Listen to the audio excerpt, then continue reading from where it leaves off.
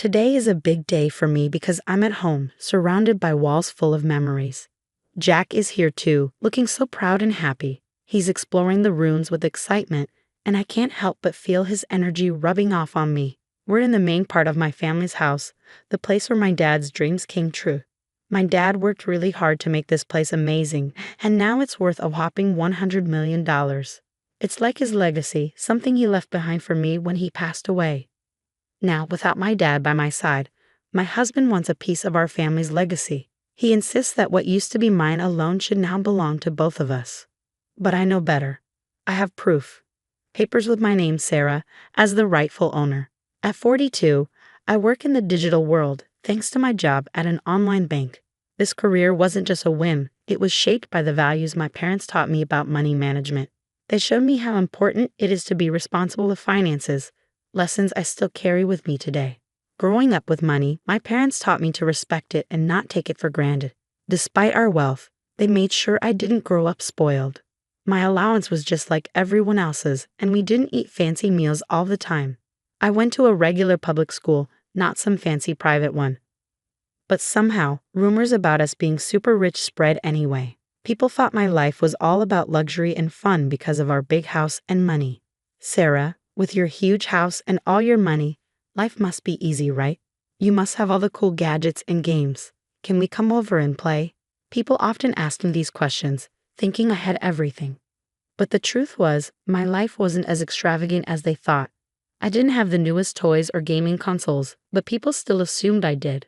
Sometimes it felt like everyone just wanted to be my friend because of my family's money. Sarah, you're rich, right?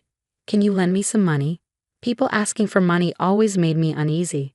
It felt like they didn't understand the values my parents taught me.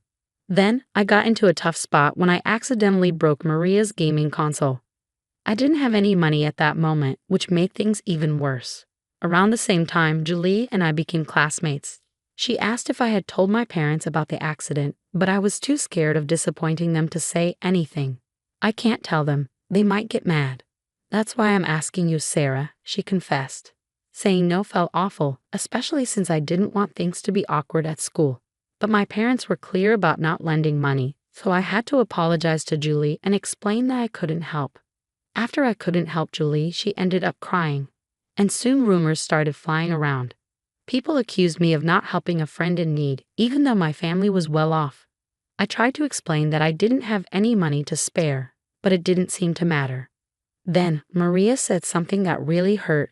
She suggested that I cared more about money than friendship. Things got worse when Maria and Julie started spreading lies, saying I owed them money and refused to pay for the broken console. The school found out the truth eventually and scolded Maria and Julie. But instead of stopping, the rumors got worse and even reached my parents. My dad decided to deal with it and organized a meeting with their families. Even though they said sorry, I decided to stay away from Maria and Julie after that. I still had to deal with their looks and whispers, but at least there were no more direct confrontations. During dinner that night, my dad shared advice that stuck with me for years. He said it's important to stand by your decisions, especially when it comes to money. Sarah, it's okay to say no, he said with a smile. You don't have to tell anyone about your finances. If someone keeps asking, just say you'll have to check with your parents, even if you know you can't lend money. This lesson about handling money matters gracefully and firmly became really important to me. As I grew up, I became more careful about who I let into my life, focusing on friendships based on character, not money. After university, I made sure to keep my work and personal life separate, avoiding any financial complications. This whole experience taught me the importance of setting boundaries in both friendships and finances, and it's shaped who I am today. When I was 35, I met Jack through a friend, and despite him being a bit younger, his genuine personality quickly won me over. We started casually dating, and before long, it turned into something serious. 2 years later, we had a beautiful wedding, which made my parents really happy. After we'd been married for about a month, my dad suggested that Jack come over to our house. I trusted Jack, but I was worried that he might accidentally reveal some private family stuff because he loves to talk. Still, after a month of marriage, I felt ready to let him in on everything about my family. So I invited him to visit my parents' house. Jack was amazed when he saw my family's house. His surprise was obvious, showing that he hadn't realized how well off my family was. Even though the visit went well, Jack couldn't stop asking about our money on the way home. I didn't know much about our finances myself, so his questions made me feel uneasy. A few months after we got married, my mom called to tell me that my dad was in the hospital. It was a shock, especially since I didn't know he was having health problems. Thinking back to our last visit, I remembered how he didn't seem well, and now I felt really worried and guilty. When I went to the hospital with my mom that Saturday, my dad tried to stay cheerful, but we could tell he was feeling down. He apologized for what he saw as a burden to us, showing his gentle nature. Then the doctors told us he had advanced pancreatic cancer, and it had spread too much for surgery. It was like a punch to the gut. We couldn't believe someone as health-conscious as my dad could get so sick. After the diagnosis, my dad stayed strong. He just wanted us to be happy, which made us all tear up. I wanted to spend every moment with him, but hospital rules meant only close family could visit. He wished for our friends to be around to make happy memories at home, which reminded us of the life he wanted for us. So I promised to keep our home full of joy, even after he was gone. Keeping that promise became really important to me. I decided to renovate our family home, something to focus on during such a tough time. Jack, always caring, worried about how much I was doing for my dad, not realizing the other stuff I was dealing with, like our family's estate issues that I hadn't told him about. When Jack asked about my dad's health, I finally opened up to him about everything we were going through. It was a relief to have the support while juggling work, hospital visits, and all the emotions. However, things got tense when Jack started asking about my dad's money and the family estate. He even suggested getting legal advice, just in case something happened to my mom too. It brought up painful memories for me. My dad had a lawyer he trusted, but Jack's insistence on being cautious with money started causing problems between us. A few months later, my dad passed away after bravely battling his illness. Then, the discussions about inheritance started within the family. I ended up getting a big house worth $5.5 million. But Jack's growing interest in the inheritance, despite me trying to keep him out of it, made things even harder. He was excited about moving into the mansion and kept asking about financial stuff, which caught me off guard. I later found out he'd been talking to my cousin at the funeral, who mentioned how the house would be a waste if it stayed empty. That just made things more complicated. Despite my attempts to explain to Jack that the inheritance wasn't something we shared, he didn't seem to listen. Our relationship started getting more hostile because of it. Even though he was there at my dad's funeral, Jack didn't help out with the memorial services or the legal stuff that followed. As things started to settle down and life went on, Jack dropped a bombshell. He said he changed the ownership of my family home to his name, and he had legal papers to prove it.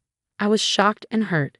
Not only did he break my trust, but it also showed a huge lack of respect for our relationship and the boundaries we had. Dealing with inheritance issues brought up bigger problems in our marriage.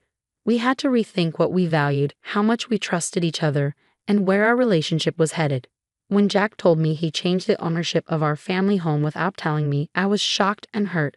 He said he was tired of our marriage and suggested we live together as roommates in the house, with him not giving me much financial support.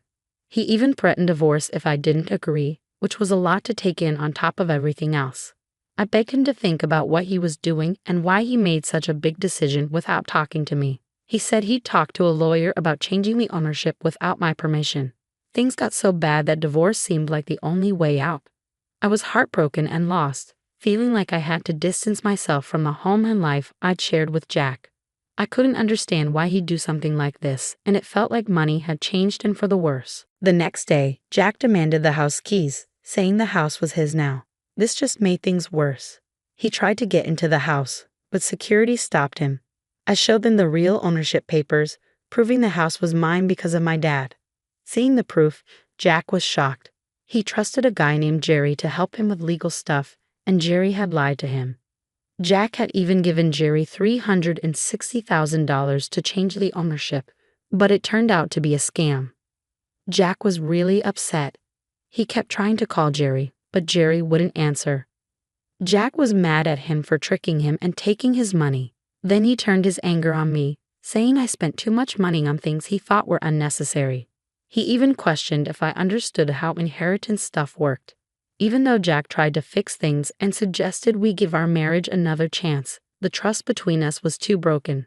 I asked the security guard to help him leave, closing a painful chapter of my life. In the months that followed, I had time to think about everything that happened. It made me realize how important trust and honesty are in a relationship. What happened with Jack, all the lies and betrayal, taught me to be careful not to let money cloud my judgment. During my dad's first memorial service at our family temple, Jack showed up unexpectedly. Since our divorce, things hadn't been going well for him. He didn't have a job, he had money problems, and it seemed like the people he trusted had let him down. He looked really sad and lost, standing there in contrast to the solemn occasion. As he tearfully tried to apologize, his actions unintentionally disrupted the memorial, causing a commotion among my relatives. Despite his emotional distress, I had to ask him to leave, and security had to step in to make sure it happened. It was a difficult moment, especially during such a solemn occasion, leaving me with mixed emotions, but also a strong desire to move forward and leave our past behind. I decided it was time to leave my parents' home, something I'd been planning for a while. I found a new place to live, cutting ties with Jack for good. Meanwhile, Jack kept coming to the family property, which we had turned into a rental villa. My mom and I ran the villa together, turning it into a happy place for many people to visit and enjoy. On his side, Jack seemed to be trying to make positive changes. He got a new job and was really focused on starting over. Turning our family home into a rental villa not only honored my dad's vision, but also created a welcoming place for guests from all walks of life. The villa, known for its stunning views and beautiful garden, became really popular. We hosted all sorts of events there, from small weddings to big family parties. Working on it with my mom brought us even closer and made us really happy. As the villa became more successful, we decided to add more stuff to make it even better. We put in a swimming pool, a cozy outdoor lounge, and a fun area for kids to play. We were really committed to making sure our guests had an amazing time, and it paid off. The villa became a top spot for people looking for a peaceful getaway and unforgettable experiences. This whole project wasn't just about making money. It was about making my dad's dream come true and creating special memories for our guests. Taking care of the villa's garden filled me with a deep sense of happiness. Seeing our family home turned into a place where people could come together, have fun, and make lasting memories made me really proud. I could almost imagine my father looking down with pride at what we had accomplished, bringing his dream to life. This venture not only fulfilled his vision but also gave us financial stability and a sense of freedom. Along the way, I learned important lessons about trust, money, and the strength needed to forge my own path, separate from the challenges of the past. In this journey of self-discovery, I discovered that facing difficulties can actually make you stronger and more determined. I heard news about Jack from friends, and it seemed like he was turning his life around, finding a meaningful job and learning from his mistakes. Seeing his progress gave me a sense of peace, knowing that both of us were moving forward and growing.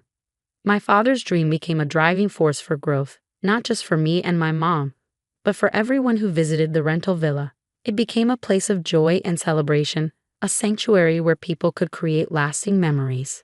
The success of the villa is a testament to my father's vision, reminding us of the values of resilience and hard work. Through this venture, we've created more than just a place to stay. It's a source of happiness, a place for making memories, and proof that dreaming big and putting in the effort can lead to incredible things.